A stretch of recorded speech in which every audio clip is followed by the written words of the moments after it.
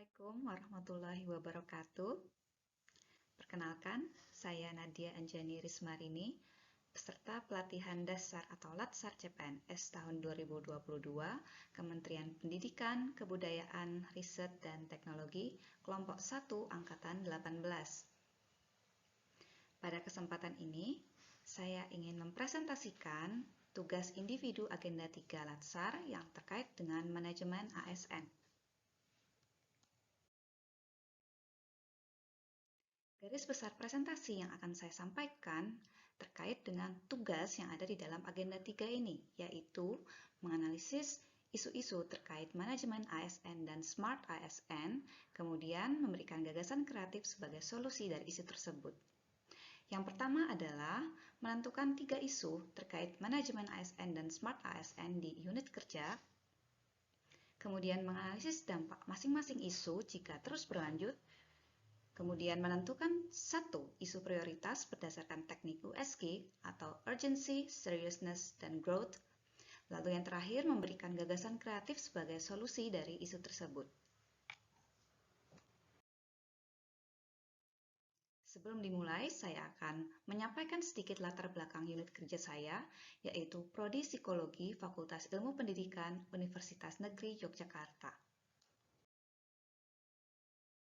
Bisa dilihat di sini bahwa program studi psikologi atau prodi psikologi berada di bawah Fakultas Ilmu Pendidikan atau FIP Universitas Negeri Yogyakarta.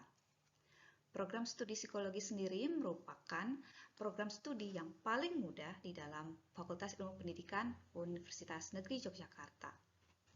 Program studi psikologi berdiri pada 12 Juni 2015, yang berarti program studi psikologi masih berusia kurang lebih 7 tahun.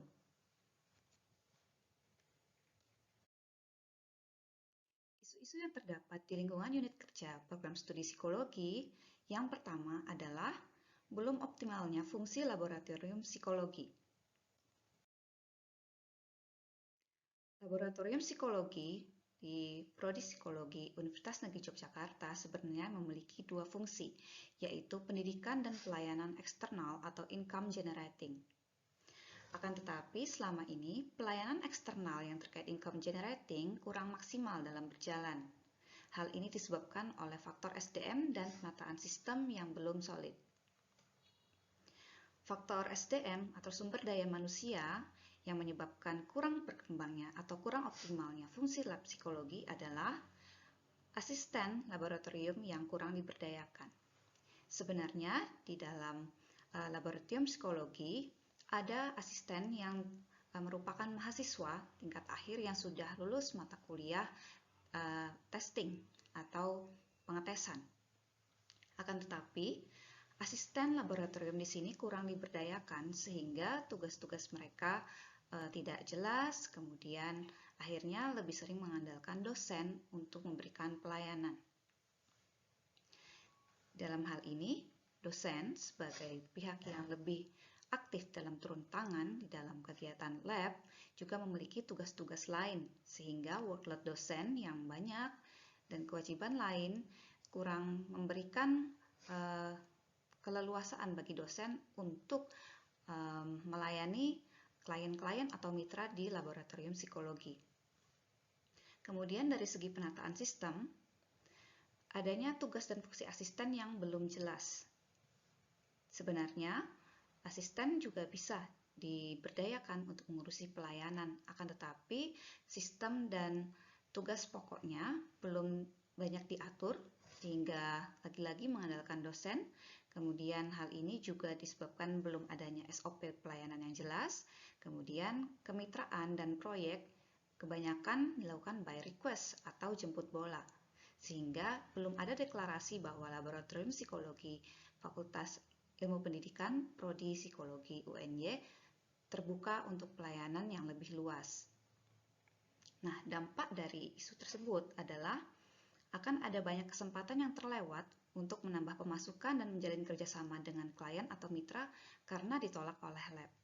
Selama ini, sebenarnya ada beberapa proyek besar yang sudah dilakukan di dalam lab dengan mitra-mitra yang bonafit. Akan tetapi, karena workload dosen yang sudah banyak, kemudian belum adanya SOP pelayanan yang jelas, kebanyakan tawaran-tawaran lain harus ditolak. Kemudian, yang kedua, laboratorium akan kehilangan daya jual sehingga kurang dipercaya oleh publik. Yang ketiga, nilai akreditasi menjadi kurang maksimal. Isu kedua, yakni belum ada sistem pelayanan skripsi yang terintegrasi di dalam prodi. Terkait pelayanan skripsi, di dalam program studi psikologi Fakultas Ilmu Pendidikan UNY, belum ada biro skripsi sebagai bagian yang bertanggung jawab untuk melakukan administrasi dan pelayanan khusus skripsi mahasiswa. Sejauh ini, penentuan judul, pembimbingan, dan juga intervensi jika ada mahasiswa yang mengalami permasalahan dalam skripsinya adalah tanggung jawab pribadi dosen. Jadi, intervensi-intervensi yang diberikan pun bersifat personal. Misalnya, jika ada mahasiswa yang terkendala fasilitas dalam mengerjakan skripsi, dosen tidak segan meminjamkan laptopnya. Atau, jika ada kesulitan finansial, dosen berinisiatif untuk membantu mahasiswa. Hal ini jelas kurang efektif karena tidak ada pelayanan yang terintegrasi dan tidak ada intervensi yang sifatnya sistemik. Upaya yang sudah dilakukan oleh admin prodi atau tenaga pendidikan di prodi yaitu membuat grup khusus mahasiswa kritis alias mahasiswa yang sudah mendekati batas akhir studi dan menyediakan fasilitas di kampus untuk menulis, yakni menyediakan ruangan dan juga disertai dengan konsumsi. Akan tetapi, partisipasi mahasiswa yang mengikuti kegiatan tersebut tetap rendah. Hal ini disebabkan pula karena kegiatan tersebut tidak ada pengawasan yang ketat, jadi hanya mengandalkan kesadaran mahasiswa itu sendiri. Dampaknya, jika hal ini terus terjadi, jumlah mahasiswa yang belum lulus akan bertambah setiap tahun. Hal ini bisa menambah rasio antara dosen dan mahasiswa.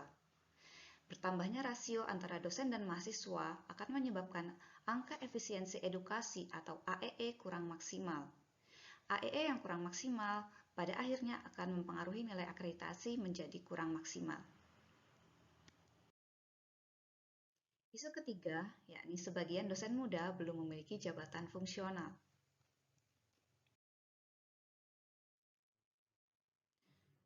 Perlu diketahui bahwa program studi psikologi adalah program studi yang paling muda, yang baru berdiri 7 tahun lalu. Sebelum-sebelumnya, dosen yang ada di program studi psikologi adalah dosen-dosen yang sudah mengajar di bimbingan dan konseling, sebelum kemudian berpisah berdiri sendiri menjadi program studi psikologi. Hal ini menyebabkan dosen-dosen senior yang ada di program studi psikologi memiliki gap generation yang sangat jauh dengan dosen-dosen muda yang baru direkrut setelah program studi ini berdiri. Gap generasinya tergolong tinggi, sehingga ada jeda antar generasi yang cukup jauh di dalam prodi psikologi.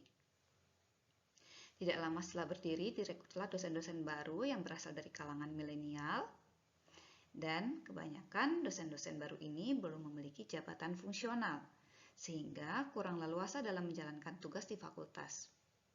Perlu diketahui bahwa jabatan fungsional yang dimiliki dosen itu paling rendah adalah asisten ahli, kemudian naik menjadi lektor kepala, lalu yang tertinggi adalah profesor. Jabatan fungsional ini dibutuhkan oleh dosen untuk membimbing skripsi, kemudian melakukan penelitian yang skalanya lebih tinggi, mengetuai proyek-proyek, sehingga jabatan fungsional ini akan sangat memudahkan dosen dalam berkarya. Namun, jika sebagian dosen muda belum memiliki jabatan fungsional, otomatis mereka memiliki ruang gerak yang terbatas di dalam program studi. Mereka belum diperbolehkan untuk membimbing skripsi, sehingga pembimbingan skripsi mayoritas masih dibebankan kepada dosen-dosen senior dan juga beberapa dosen muda yang sudah memiliki jabatan fungsional. Dampaknya adalah pembagian beban kerja, terutama dalam hal pembimbingan skripsi, akan semakin timpang antara dosen senior dan dosen yang baru. Jika pembagian beban skripsi ini timpang, maka nilai akreditasi prodi akan menjadi kurang maksimal. Perlu diketahui pula bahwa dosen-dosen yang belum memiliki jabatan fungsional ketika akreditasi sebenarnya akan menjadi beban bagi prodi, karena dosen-dosen ini tidak memiliki skor untuk meningkatkan akreditasi. Analisis USG yang saya lakukan terkait 3 isu tersebut, yakni isu pertama, lab psikologi. Dari segi urgensi ini cukup urgent, mungkin tidak mendesak, namun isu ini akan terus muncul dan membesar seiring berjalannya waktu. Apalagi Universitas Negeri Yogyakarta sedang dalam proses menjadi PTNBH, sehingga upaya income generating melalui optimalisasi peran dan penguatan sistem laboratorium ini tidak bisa dihindari. Dari aspek seriousness, isu ini tergolong serius karena jika laboratorium kurang berfungsi dan kurang tersistem, maka prodi akan kesulitan mendapatkan income sebagai dampak perubahan ke PTNBH. Kurangnya income akan membatasi kemampuan prodi untuk berkembang dan menciptakan inovasi. Selain itu, dalam jangka panjang juga akan mempengaruhi nilai akreditasi. Dari aspek growth, jika tidak ditangani, isu ini akan berkembang lebih rumit karena tuntutan untuk memperoleh income tambahan akan semakin kuat. Isu 2 terkait pelayanan skripsi. Dari aspek urgency, isu ini tergolong urgent. Membimbing skripsi merupakan tugas rutin karena mahasiswa setiap semester pasti akan ada yang mengambil skripsi. Oleh karena itu, ketiadaan sistem yang terpadu dalam pembimbingan dan pelayanan skripsi mahasiswa akan menyulitkan dosen dan mahasiswa. Sebaiknya memang ada bagian khusus untuk mengurusi pendaftaran skripsi, proses pembimbingan, serta juga kendala-kendala dalam pembimbingan dan pendaftaran untuk ujian. Dari aspek seriousness, isu ini tergolong serius. Jika sebuah prodi belum memiliki biro khusus untuk skripsi, maka tanggung jawab untuk mengurus skripsi dipegang oleh dosen dan tendik secara personal. Sehingga ini sulit karena admin dan dosen memiliki tugas-tugas dan tanggung jawab lain. Data terkait judul skripsi pun rentan hilang dan tercecer jika tidak diorganisasi di dalam biro. Dari aspek growth, sejauh ini dosen dan tendik dapat menjalankan pembimbingan dengan baik. Akan tetapi, jika semakin banyak mahasiswa yang mengambil skripsi, ditambah laju kelulusan yang berbeda di antara mahasiswa, ada yang lama, ada yang cepat, maka mahasiswa yang lama, yang belum lulus ini akan bertumpuk, sehingga akan membuat ketimpangan antara rasio dosen dan mahasiswa semakin besar. Isu ketiga terkait jabatan fungsional. Dari aspek urgensi tergolong urgent. Dosen yang belum berjabfung atau belum memiliki jabatan fungsional tidak boleh membimbing skripsi.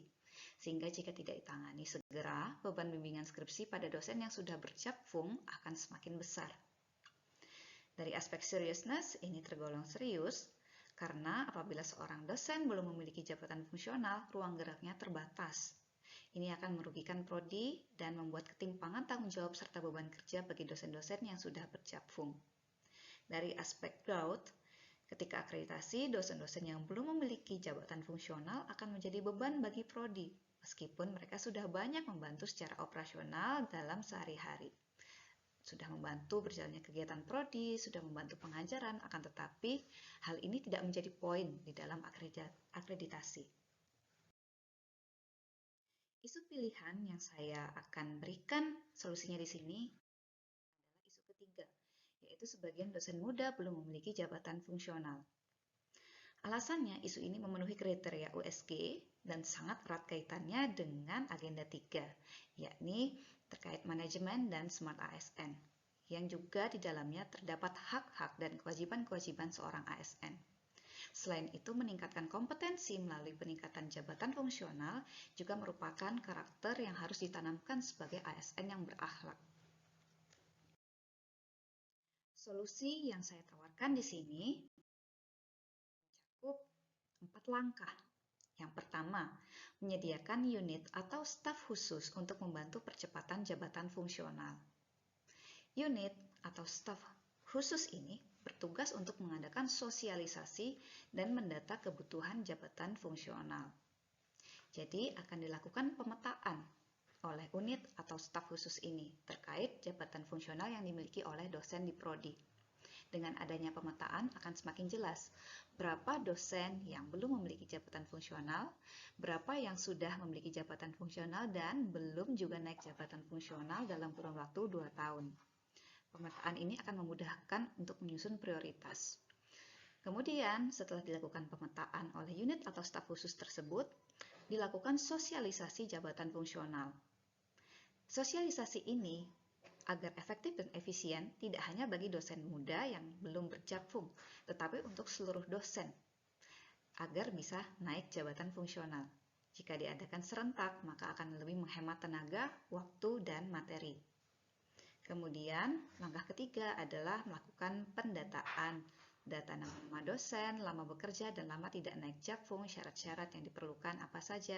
Ini akan memudahkan untuk memantau dosen-dosen tersebut terkait progres atau kemajuan mereka dalam mencapai jabatan fungsional. Yang keempat adalah memberi bantuan administratif, yakni menyediakan sistem khusus untuk menampung data atau berkas-berkas dosen yang bersangkutan dan membantu proses penginputan data di Dikti. Perlu diketahui bahwa ada syarat-syarat dan berkas-berkas yang harus dikumpulkan untuk menaikkan jabatan fungsional. Dosen-dosen mungkin memerlukan bantuan administrasi agar data-data tersebut terorganisasi dengan baik, tersimpan dengan baik, sehingga memudahkan dosen-dosen untuk menumpuk atau mengumpulkan data mereka di Dikti untuk memperoleh jabatan fungsional. Sekian adalah solusi yang bisa saya tawarkan terkait isu dosen muda yang belum berjabfung. Terima kasih dan salam semangat.